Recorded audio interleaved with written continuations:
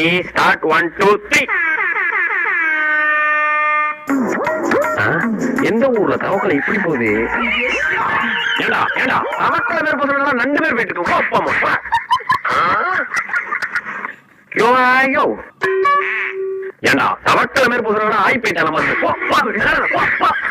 A few minutes later. அடுத்த போட்டி lemon in the spoon. எல்லாம் ரெடியாப்பா? ரெடி. Ready start 1 2 3. கொஞ்சம் நெல்லு.